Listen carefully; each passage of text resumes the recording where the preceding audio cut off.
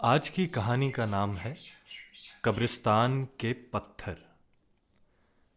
धरती के ऊपर जीवित लोगों की एक दुनिया है।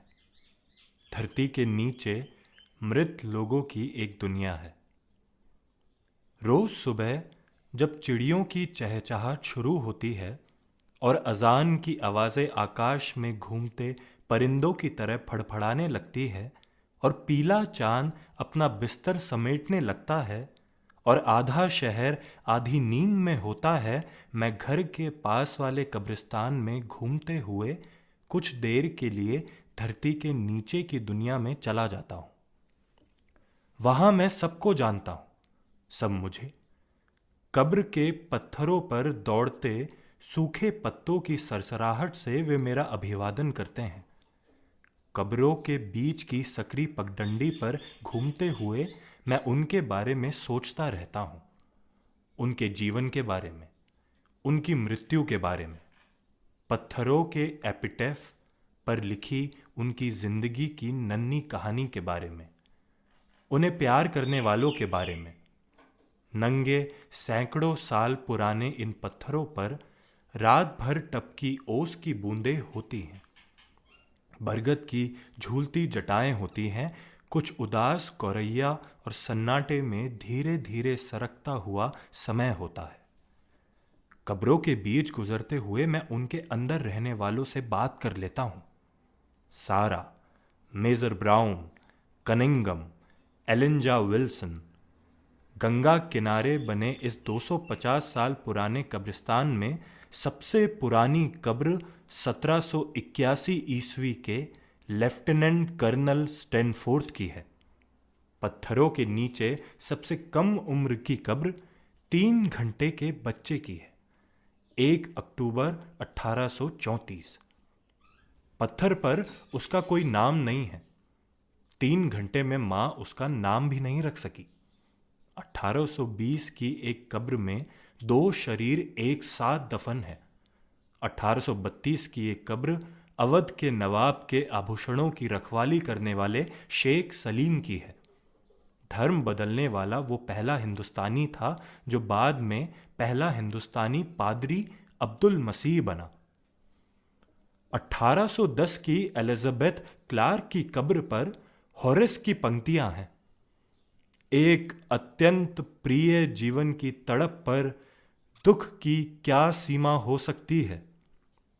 18 महीने 9 दिन की सारा की कब्र पर लिखा है, ओ तूफान अक्रूपालू था और बारिश निष्ठुर और मनमौजी हवा निर्दय थी जिसने इतने प्यारे फूल को नष्ट कर दिया। एक उखड़े पत्थर पर मृत्यु का पूरा अस्वीकार है।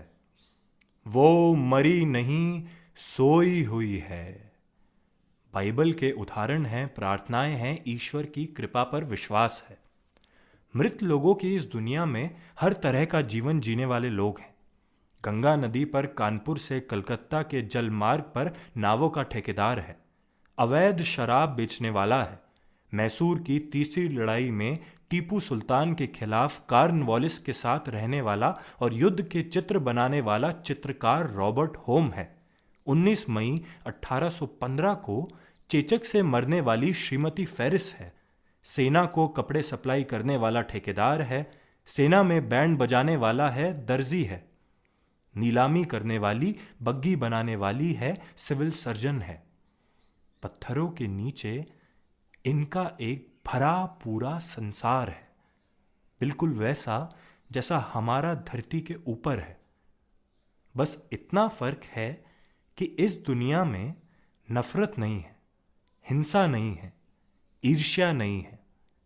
ये भी कि ऊपर की दुनिया में सब कुछ बदलता है, जीवन बदलता है, प्रकृति बदलती है, भावनाएं बदलती हैं। इस दुनिया में कुछ नहीं बदलता, कभी बदलेगा भी नहीं। सब कुछ एक झूलते अंधेरे में ठहर गया है, सदा के लिए।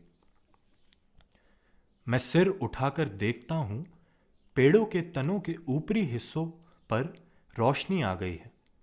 सड़क के किनारे चूल्हों से धुआं उठने लगा है। रात भर टूटे पत्ते जमा करके सड़क साफ करने वाला ढेर में आग लगा चुका है। आवारा कुत्ते सड़कों पर दौड़ने लगे हैं। नन्हे बच्चे कूड़ों के ढेर से सामान बटोरने के लिए बोरा लेकर आ गए हैं। भिखारी बैठने की जगह साफ कर रहे हैं। स्कूल जाने वाले बच्चे पीठ पर बस्ते लिए दिखने लगे हैं। रेडियो पर पुराना गाना बज रहा है। कारखाने का हूटर मजदूरों को बुला रहा है। इस दुनिया में लौटने का मेरा समय भी हो गया है। उन्हीं पगडंडियों पर चलता हुआ मैं कब्रिस्तान का बड़ा फाटक खोलता हूं। कुछ क्षण इस दुनिया की चमक को देखता हूं, फिर सिर झुकाकर चुपचाप लौट आता हूं।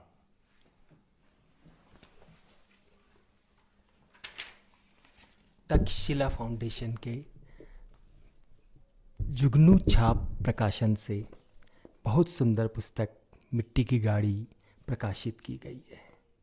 इस कहानी के चित्र सुजाशा दासगुप्ता ने बनाए हैं और आज कहानी को आवाज़ दी है अनुरंजन ने।